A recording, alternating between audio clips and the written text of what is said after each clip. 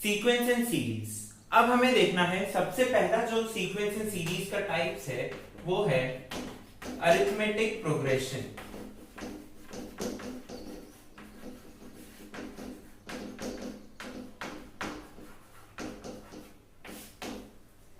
तो हमने कहा था कि प्रोग्रेशन क्या होता है, सबसे पहले हमें ये डिस्कस करना है। तो प्रोग्रेशन की डेफिनेशन देख लेते हैं हम। प्रोग्रेशन होता है a sequence of specific pattern. आपके पास कोई सीक्वेंस है जो एक स्पेसिफिक पैटर्न में चल रही है, जिसमें एक ही चीज हो सकता है प्लस माइनस मल्टीप्लाई डिवाइड, या कुछ एक पर्टिकुलर पैटर्न चल रहा है, तो उसे बोलते हैं प्रोग्रेशन। सबसे पहले बात आती है अरिथमेटिक प्रोग्रेशन। जो फर्स्ट टाइप है, जो बेसिक टाइप है, वो है अरिथमेटिक प्रोग्रेशन। इसके हम सबसे पहले देख लेते हैं स्टैंडर्ड क्या होते हैं। जो ए होती है वो होती है आपकी first term, A is called the first term. The D, arithmetic progression में आपको क्या मिलेगा, डी। डी होता है आपका कॉमन डिफरेंस, कॉमन डिफरेंस। उसके बाद जो an होता है या फिर n होता है वो होती है आपकी लास्ट टर्म, और जो sn होता है वो होता है सम टू n टर्म्स। ठीक है, तो ये तो है अरिथमेटिक प्रोग्रेशन के notations. a is called the first term, d is called the common difference, an is called the last term and sn is called the sum to n terms। ठीक है, अब हम एक बार ऐसा करते हैं, हम देख लेते हैं अरिथमेटिक प्रोग्रेशन का स्टैंडर्ड फॉर्म क्या होता है, उसे हम कैसे रिप्रेजेंट करते हैं। ओके, तो हम देख लेते हैं standard form of an AP. याद रखना यहां पर है स्टैंडर्ड फॉर्म ऑफ एपी, क्योंकि standard form of GP, HP, Fibonacci series ये सब अलग अलग होते हैं। ओके, तो एपी का देखना है। एपी में हमने पढ़ा कि ए होती है फर्स्ट टर्म, यानी ये है आपका A1। ठीक है, A1, A2, A3 and up to, अगर n टर्म्स है तो यहां पर एक an वाली टर्म आएगी। ठीक है, अगर n टर्म्स की AP है तो एक टर्म आएगी an। ओके, अगर A1 से स्टार्ट हो रहा है, A1, A2, A3 up to an। और आप देखिए इनको रिप्रेजेंट कैसे करते हैं। A1 हमको पता है फर्स्ट टर्म होती है हमारी A, कॉमन डिफरेंस होता है D। अरिथमेटिक सीरीज में क्या होता है या अरिथमेटिक प्रोग्रेशन में क्या होता है कि आप कोई चीज ऐड करते हैं या सब्ट्रैक्ट करते हैं। जो ये D है, जो आपका ये D है, D belongs to set of integers. जो Z है इसको बोलते हैं सेट ऑफ इंटीजर्स। ओके, या फिर अगर आपको Z में दिक्कत हो रही तो अभी के लिए हम सपोज कर लेते हैं I जो है हमारा इंटीजर्स।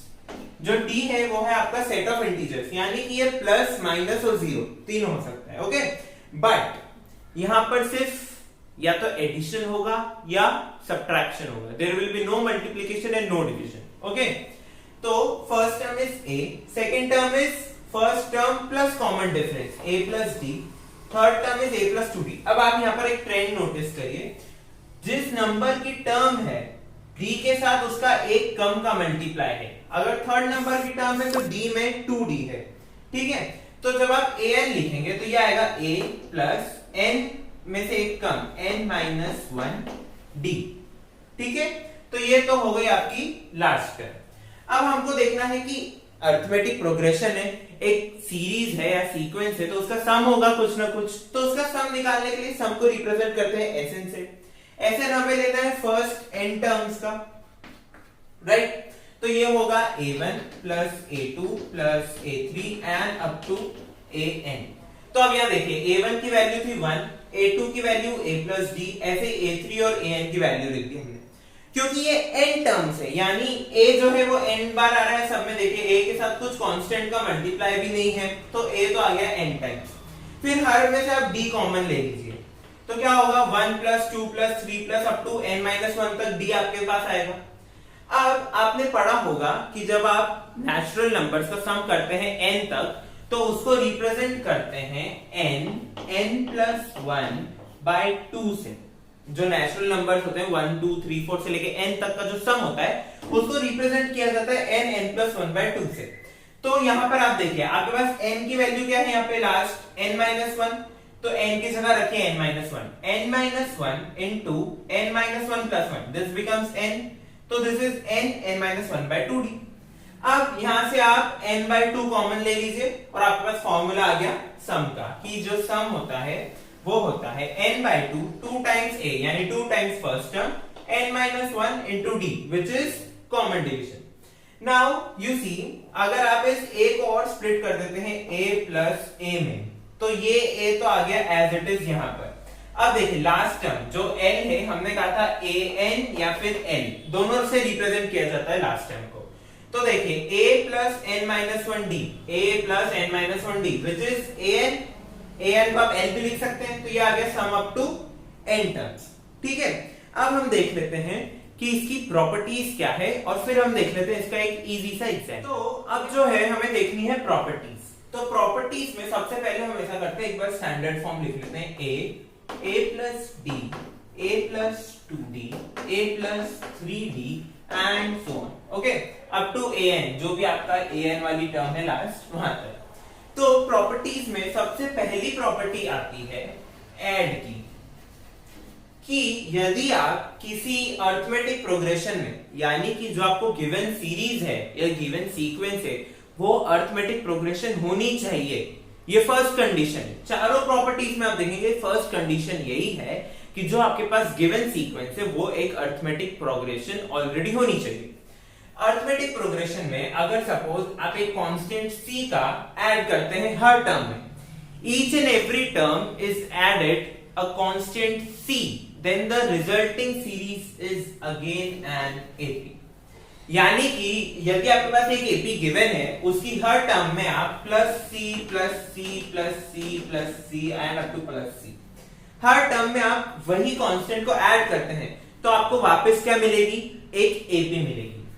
सेकेंड प्रॉपर्टी आती है सबट्रैक्ट की, कि यदि आप एक कांस्टेंट माइनस करते हैं, यानी कि प्लस की जगह क्या हो गया आपके पास minus C minus C minus C and minus C, तब भी आपको क्या मिलती है, एपी मिलती है। तो अब बारी है थर्ड प्रॉपर्टी। थर्ड प्रॉपर्टी है मल्टीप्लिकेशन। मल्टीप्लिकेशन अगर आप एक कांस्टेंट से मल्टीप्लाई करते हैं, यानी कि पूरी टर्म में आपने मल्टीप्लाई सी कर दिया, ओके, तो इनटू सी करने पर जो आपके पास एक रिजल्टिंग सीरीज आएगी वो अगेन क्या होगी, वो अगेन एक एपी होगी। ठीक है, फोर्थ है आपके पास डिवीजन। डिवीजन क्या होता है, यदि आपने डिवाइड कर दिया c से, यानी कि ये मल्टीप्लिकेशन की जगह क्या आ गया आपके पास, डिवाइड का सिंबल आ गया। तो आप सोचिए कि क्या ये जो सीरीज है जो एपी ऑलरेडी गिवन है, ये रिजल्ट जो आएगा डिवाइड करने पे, क्या वो एपी होगी, एपी होगी कि नहीं होगी? क्योंकि हमने बोला है कि क्या होना चाहिए, मल्टीप्लाई डिवाइड एक इंटीजर होना चाहिए। ठीक है, सेट ऑफ इंटीजर। अब सेट ऑफ इंटीजर में c तो 0 भी हो सकता है। अब किसी given series suppose 1 2 3 4 and so on, इसमें आप 0 का अगर डिवाइड करते हैं 2/0 3/0 एंड सो ऑन, तो ये जो है ये तो नॉट डिफाइंड फॉर्म होता है, ये तो नॉट डिफाइंड है, ये आपको याद रखना है। 1/0 मैथ्स में आप कहीं पर भी पढ़ ले, मैथमेटिक्स की a से लेके b तक, या फिर मैं बोलूं तो मैथमेटिक्स के m से लेके s तक आप कहीं पर भी पढ़ ले, 1/0 is not defined. Okay, 1/0 is not defined. आप इसको ट्रिग्नोमेट्री में ज्यादा यूज करते हैं जब आप साइन कॉस की वैल्यूज निकालते हैं, तो 1/0 को याद रखना है, ये नॉट डिफाइंड है, ये आपको लिमिट एंड कंडीशंस में भी काम आता है। Okay, so 1/0 is not defined. अगर c 0 हो गया तो ये जो रिजल्टिंग सीक्वेंस आएगी हमारे पास, ये तो एपी रही नहीं। तो हमारे पास कंडीशन क्या है, अगर हमें डिवाइड c करके उस सीरीज को एपी बनाना है, ये क्वेश्चन मार्क हटाना है, तो c वो है नॉट इक्वल टू 0 होना चाहिए। ठीक है, तो हमने क्या देखा है, चारों प्रॉपर्टीज देख लिए कि प्लस सी माइनस सी इंटू सी या डिवाइड सी करने पे जो हमारे पास ऑलरेडी एक एपी गिवन है वो एपी ही रहती है। बस डिवाइड में हमको क्या याद रखना है कि सी जो है वो नॉट इक्वल टू 0 होना चाहिए। अब हम क्या करते हैं, एक एग्जाम्पल देख लेते हैं।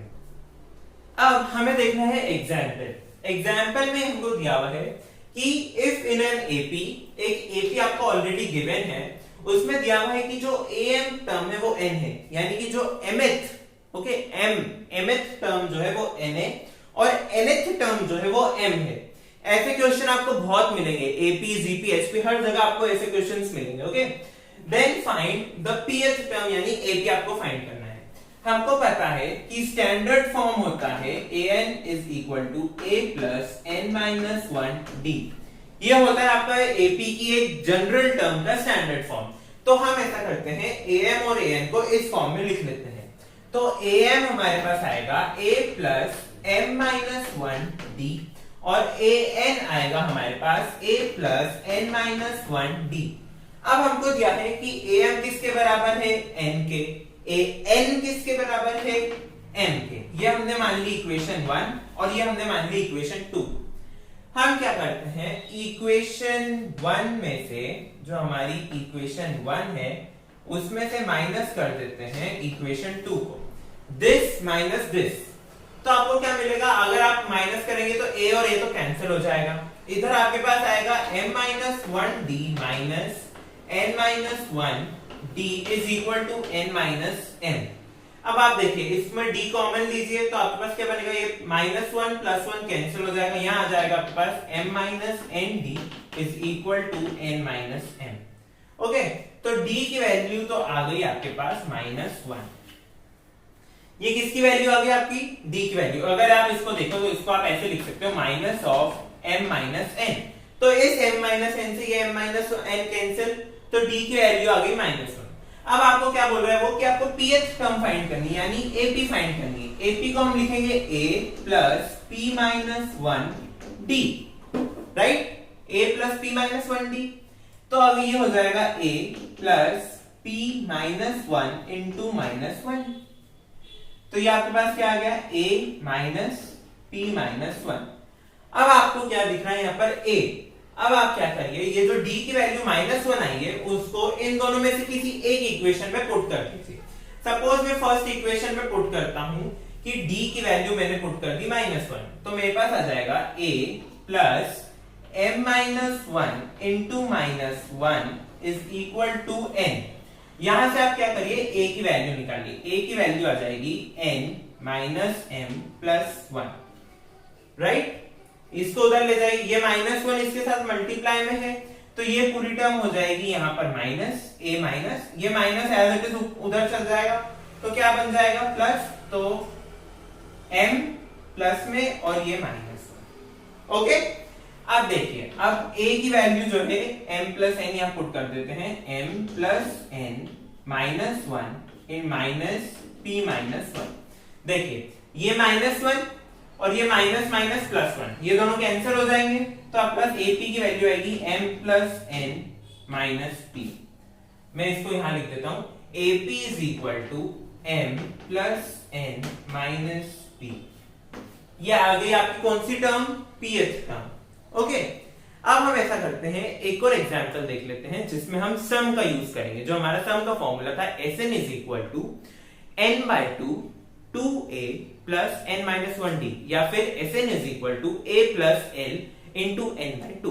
ओके, अब देखिए हमारे पास एग्जांपल है कि sum of n terms is given by np plus n by 2 n minus 1 into q, where p and q are constant. हमें क्या फाइंड करना है, हमें d क्या है हमारा कॉमन डिफरेंस, हमें वो फाइंड करना है। तो सबसे पहले तो हम क्या करते हैं, एक ap को मान लेते हैं, लेट a1 a2 a3, और अगर आपको इसको और कन्वीनियंट लेना है तो a plus d a plus 2d comma so on be the given ap। ठीक है, तो आपको पता है a क्या होता है आपका a1 a plus d a2 ये a3 एंड सो ऑन। अब आपको क्या बोल रहा है वो कि Sn की वैल्यू है आपके पास np plus and so on. तो Sn हमारा होता है a1 plus a2 plus a3 plus up to an, अगर n टर्म का है तो, इज इक्वल टू हमको दिया हुआ है np plus n by 2 n minus 1 into q। अब देखिए ऐसे क्वेश्चंस को सॉल्व करने का सबसे आसान तरीका है, सबसे पहले हम निकाल लेते हैं S1 यानी कि फर्स्ट टर्म का सम। फर्स्ट टर्म का सम क्या होगा, बस a1, यानी ये किसके बराबर हो गई a1। a1 के लिए हमें क्या करना है, यहाँ पर n की वैल्यू क्या 1 पुट करनी है, तो यहाँ पर आपने n की वैल्यू 1 पुट करी तो p प्लस 1 बाय 2 1 माइनस 1 0, तो ये टर्म तो हो गई कैंसिल, तो ये तो हमारे पास आ गई a1 is equal to p। अब हमारे पास है सेकंड S2 यानी दो टर्म्स का सम a1 plus a2 a1 plus a2। अब यहां पर आप 2 पुट कर दीजिए n इज इक्वल टू यहाँ पे 2p plus 2/2 is 1, 2 minus 1 is 1, 2p plus q। तो जब आप S2 माइनस S1 करेंगे, देखिए S2 माइनस S1 किया आपने, तो आपको क्या मिलेगा, A1 plus A2 minus A1, that means S2 minus S1 is A2 which is equal to, अब इसमें से देखिए 2p plus q minus p, 2p plus q minus p, ये कितना हो गया आपके पास, ये हो गया आपके पास p प्लस q। ठीक है, अब देखिए d क्या होता है, कॉमन डिफरेंस, कॉमन डिफरेंस यानी A2 माइनस A1। आप करके देख लीजिए, A प्लस डी, A2 की वैल्यू रख दी मैंने A प्लस डी, A1 की वैल्यू A, तो इन दोनों को कैंसिल किया, क्या मिल गया, D मिल गया, तो A2 माइनस A1।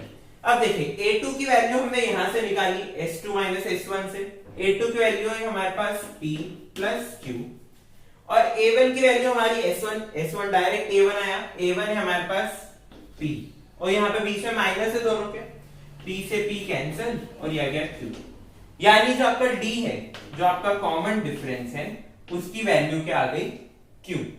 ठीक है, अब आपको याद रखना है, कभी भी आपको सेकेंड टर्म थर्ड टर्म ऐसे पूछे तो इजी फॉर्म होता है ये, S2 माइनस S1 करेंगे तो A2 आ जाएगा, अगर आप S3 माइनस S2 करेंगे, अगर आप S3 माइनस S2 करेंगे तो आपके पास A3 आ जाएगा।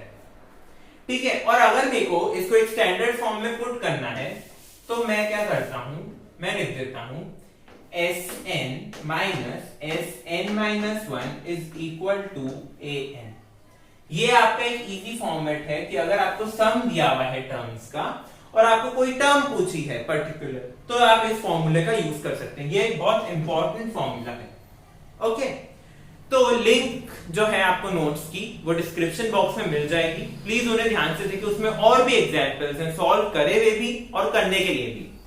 अगले वीडियो में हम देखेंगे अरिथमेटिक मीन क्या होता है, एक बहुत इंपॉर्टेंट टॉपिक होता है अरिथमेटिक मीन। जब भी आप अरिथमेटिक प्रोग्रेशन पढ़ते हैं, अरिथमेटिक मीन साथ में आता है। ओके, तो हम देखेंगे अरिथमेटिक मीन क्या होता है और उसके एग्जांपल्स डिस्कस करेंगे। तब तक के लिए हमारे साथ बने रहिए। Thank you for supporting, keep watching.